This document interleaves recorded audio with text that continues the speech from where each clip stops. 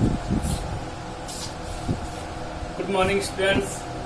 ज्ञान विहार द्वारा आयोजित ऑनलाइन क्लासेस में एक बार फिर से आप सभी का हार्दिक स्वागत है। अभिनंदन।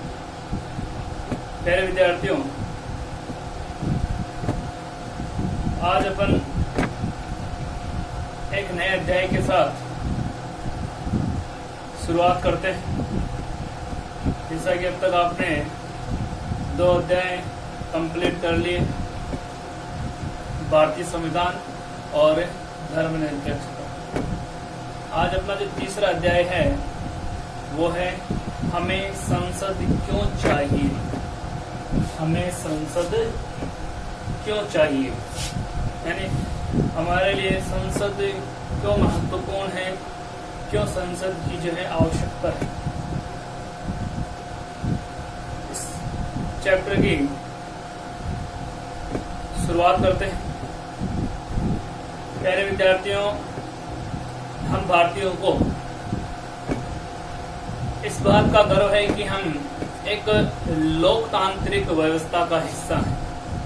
हम भारतीयों को इस बात का गर्व है कि हम एक लोकतांत्रिक व्यवस्था का हिस्सा है। और इस अध्याय में हम यह देखेंगे कि किस तरह हमारी संसद देश के नागरिकों को निर्णय प्रक्रिया में हिस्सा लेने और सरकार पर अंकुश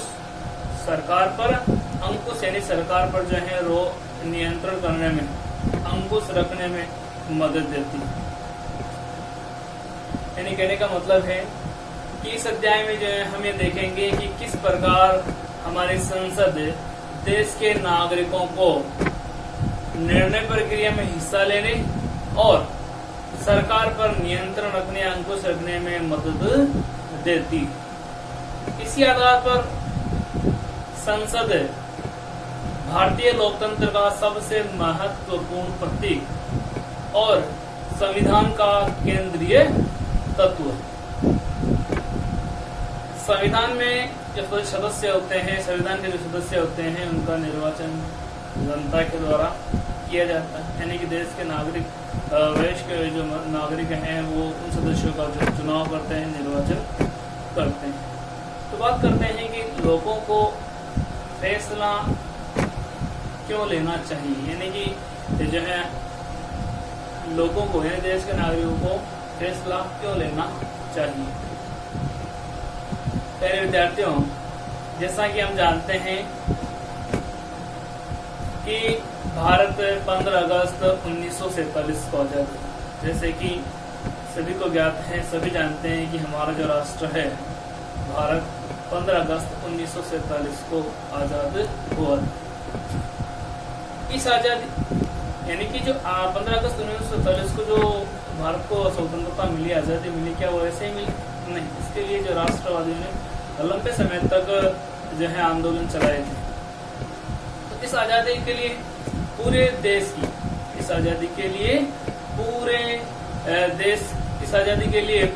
देश की जनता ने एक लंबा और बहुत सारे, यानी कहने का मतलब है पूरे देश की जनता ने एक लंबा और मुश्किल संघर्ष लाया। भारत को जो आजादी मिली वो यूं ही नहीं मिल गई। एक भारतीय जनता ने आजादी के लिए लंबा और मुश्किल संघर्ष किया, तब जाकर जो है देश को स्वतंत्रता मिली। तो देश की जनता ने एक लंबा और मुश्किल संघर्ष चलाया और इस संघर्ष में समाज के बहुत सारे तबकों ने, यानी कि भारत में रहने वाले लगभग सभी वर्ग के लोगों ने अपनी महत्वपूर्ण भूमिका निभाई। तरह तरह की जो है पृष्ठभूमि के लोगों ने, यानी कि भारत में आपको पता है कि अनेक धर्म, अनेक संप्रदाय, अनेक वर्गों के जो लोग हैं निवास करते हैं।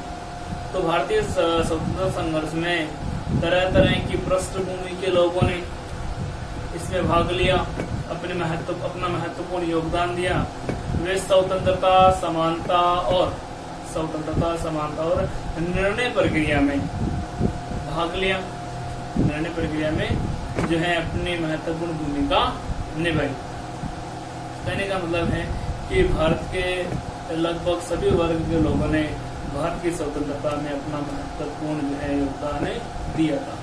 औपनिवेशिक शासन के तहत लोग ब्रिटिश सरकार यानी कि जो आज़ादी से पहले सन 1947 से पहले जो अंग्रेज यहाँ पर थे, जो ब्रिटिश सरकार यहाँ पर थी, तो कह सकते हैं कि औपनिवेशिक शासन है। जब भारत अंग्रेजों का इंग्लैंड का उपनिवेश था, औपनिवेशिक शासन व्यवस्था जिस समय यहाँ पर थी, तो औपनिवेशिक शासन के तहत लोग ब्रिटिश सरकार से भयभीत यानी कि डरे हुए रहते थे। वे सरकार के बहुत सारे जो फैसले होते हैं उनसे सहमत नहीं होते, लेकिन फिर भी उन फैसलों को मानते हैं। क्यों? क्योंकि वो जो है हमेशा उनसे डरते रहते थे। इसी को भी जो है विचार रखने, आपको जो अपने विचार प्रकट करने की स्वतंत्रता नहीं थी, तो भयभीत रहते थे। ठीक है, वे सरकार के यानी कि उस समय भारतीय जो है सरकार के फैसलों से असहमत होते, लेकिन वो जो है उनका विरोध नहीं कर सकते थे, आलोचना नहीं कर सकते। अगर वो फैसलों की आलोचना करते तो उन्हें भारी जो है कहने का मतलब है संघर्ष अपन एक प्रकार से कर सकते हैं कि अगर भारतीय लोग उस समय अंग्रेजों का विरोध करते तो उनके साथ जो है बहुत गलत व्यवहार किया जाता, भारतीय को जो है दंडित किया जाता, एक प्रकार से अपमानित किया जाता। तो वे सरकार के बहुत सारे फैसलों को जो है न स्वीकार नहीं करते, लेकिन फिर भी असहमत होते, लेकिन फिर भी आलोचना नहीं कर सकते। स्वतंत्रता आंदोलन ने यह स्थिति बदल डाली, यानी कि जब औपनिवेशिक शासन था, जब अंग्रेजों का शासन था, उस समय भारतीय जो है हमेशा अंग्रेजों से भयभीत रहते, उनसे डरे हुए रहते। अगर ब्रिटिश सरकार के द्वारा कोई फैसला, कोई नियम, कोई कानून बना भी दिया जाता तो भारतीय अगर असहमत है तो भी उन फैसलों को मानते। क्यों? क्योंकि उनको आलोचना करने का अधिकार नहीं था। अगर कोई भारतीय उन फैसलों की आलोचना कर भी देता, अगर कोई भारतीय उन फैसलों की आलोचना कर भी देता तो फिर उन्हें जो है बहुत मुश्किलों का सामना करना पड़ता। इस प्रकार से कह सकते हैं कि भारी खतरों का सामना करना पड़ता था, भारतीयों पर जो है अत्याचार किया जाता। धीरे धीरे भारतीय जनता जो है समझने लगी और धीरे धीरे राष्ट्रवादियों ने स्वतंत्रता आंदोलन प्रारंभ कर दिया। यानी कि इस प्रकार की जो स्थिति थी उसे स्वतंत्रता आंदोलन ने बदल दिया। स्वतंत्रता आंदोलन ने इस स्थिति को बदला और राष्ट्रवादी खुलेआम ब्रिटिश सरकार की आलोचना करने लगे। यानी कि क्रांतिकारियों ने जो है खुलेआम अंग्रेजों का विरोध करना शुरू कर दिया। यानी कि वही लोग जो पहले अंग्रेजों से डरा करते थे, अब वही लोग जो है खुलकर अंग्रेजों का विरोध करना शुरू कर देते हैं। इसी जो है कड़ी में लगभग कहने का मतलब दिसंबर, मैंने आपको पहले चैप्टर में बताया हुआ था, दिसंबर 1885 में भारतीय राष्ट्रीय कांग्रेस जो है ने मांग की, यानी कि उस समय की सबसे बड़ी राजनीतिक दल यही था और इसी के माध्यम से भारतीय जो अपने विचार, अपने जो है मांग रखा करते थे। तो 1985 में भारतीय कांग्रेस ने ये मांग की कि विधायिका में यानी कि संसद में जो है सदस्य जो हैं वो निर्वाचित होने चाहिए। कैसे होने चाहिए? निर्वाचित, यानी कि अब तक जो सदस्य होते हैं उन्हें मनोनीत करके जो है ब्रिटिश सरकार के द्वारा भेज दिया जाता था। अब पहली बार 1985 में ब्रिटिश सरकार के सामने मांग रखी कांग्रेस ने कि विधायिका के जो सदस्य हैं वो निर्वाचित होने चाहिए। ठीक है, इसके अलावा उनको जो है इस प्रकार के अधिकार हो कि वो विधायिका में बजट पर जो है चर्चा कर सके और अन्य लोगों से कहने का मतलब है कि विधायिका में जो निर्वाचित सदस्य हैं बजट पर चर्चा भी कर सके और प्रश्न भी पूछ सके, यानी कि उनको कुछ अधिकार मिलना चाहिए। इस प्रकार की मांग जो है कांग्रेस के माध्यम से 1985 में रखी गई। यानी कहने का मतलब है कि जो सदस्य अब तक विधायिका के जो सदस्य थे उनको निर्वाचित हो और साथ ही साथ निर्वाचित होने के साथ साथ उनको कुछ अधिकार भी दिए जाने चाहिए। इसी आधार पर 1909 में एक कानून बना था, गवर्नमेंट ऑफ इंडिया एक्ट के नाम से कानून बनाया गया और कुछ हद तक भारतीयों को जो है अधिकार प्रदान किए गए, कुछ हद तक, नाम मात्र।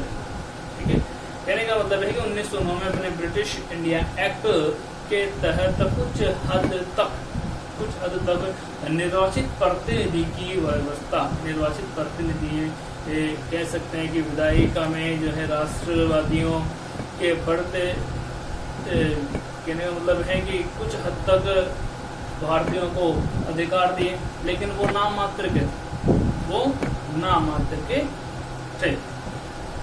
ठीक है, धन्यवाद मेरे विद्यार्थी। आज की वीडियो इतना ही, कंटिन्यू करेंगे अगले वीडियो में। तब तक के लिए घर पर रहें, सुरक्षित।